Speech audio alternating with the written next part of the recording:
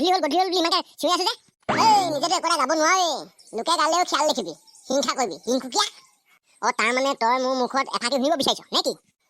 গাব বিচাৰিছ যদি গাব পাওঁ আৰু দেখোন গা বাৰু শুনিব বিচাৰিছ যেতিয়া শুন তেনেহ'লে জানমণি লেটিনতে হাগিবা ঘটিতে পানী নিবা ঐ জান তুমি হবা পানী মইনো হম চুলাই দুয়ো মিলি সকলোকে লগাম ধুলাই ঐ জান দুয়ো মিলি সকলোকে লগাম ধুলাই আয়ো মাকা কেনেকুৱা পালি এতিয়া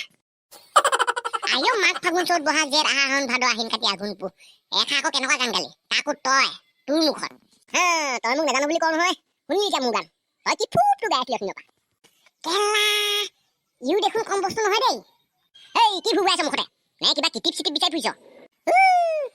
মই দেখোন এটা নিজেই কিটিপেই বুজিছ মই আকৌনো কিটিপ কেলে বিচাৰিম বাৰু কচোন কুকুৰে ঠেং দাঙি কিয়নো মোকে ইমান সাধাৰণ প্ৰশ্নটো উত্তৰ জানো তই মোক সুধিছ তোৰ বাপে মোৰ আগত মোৰ নিচিনা মোক কয় বুলি তই এনেকুৱা প্ৰশ্ন সুধিছ ঐ কুকুৰে বহি মুতক থিয় হৈ মুতক ঠেং দাঙি মুতক কুকুৰৰ কথা তোৰ আকৌ তাক মেখা মাৰি থাকিবলৈ প্ৰয়োজন নাই নহয় বুজিছ নাই যদি তই শুনিবলৈ বিচাৰিছ তেনেহ'লে শুন আৰু মোনো কিটো আহে তাই যিটো কুকুৰে তোৰ ঠেং দাঙি মুতিব তই গম পাই যাবি সেইটো নিশ্চয় ভাল ঘৰৰ কুকুৰে হ'ব বুজিলি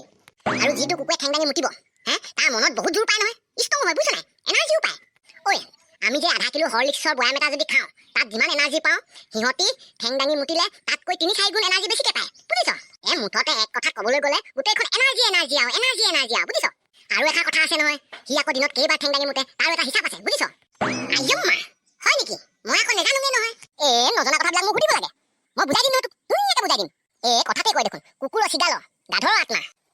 মানে কি আকৌ কুকুৰ মানে কুকুৰেই চিগাল মানে তোৰ আকৌ ধৰি ল ছাগলী গাধটো গাধোৱে গতিকে কুকুৰ ছাগলী আৰু গাধৰ আত্মা লগ লাগি কুকুৰ হৈছে সেই তিনিটা আত্মা লগ লাগি কুকুৰ হৈছে গতিকে কুকুৰৰ চিগালৰ গাধৰ আত্মা বুলি কৈছে মই নাই কোৱা শাস্ত্ৰত কৈছে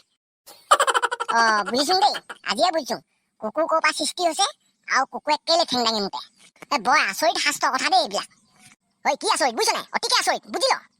ইয়াকে কয় বোলে জীৱ ভাগ সেইকাৰণে শ্ৰীকৃষ্ণই শাস্ত্ৰত কৈছে কুচু হোতা হে তাৰ মানে আকৌ কি কুচু মানে হ'ল কিছুমান কাম তই কৰিব পাৰ তই ভাবিব পাৰ হোতাহে মানে ক'ব পাৰ বুজিছ নাই হোতাহে মানে ক'ব পাৰ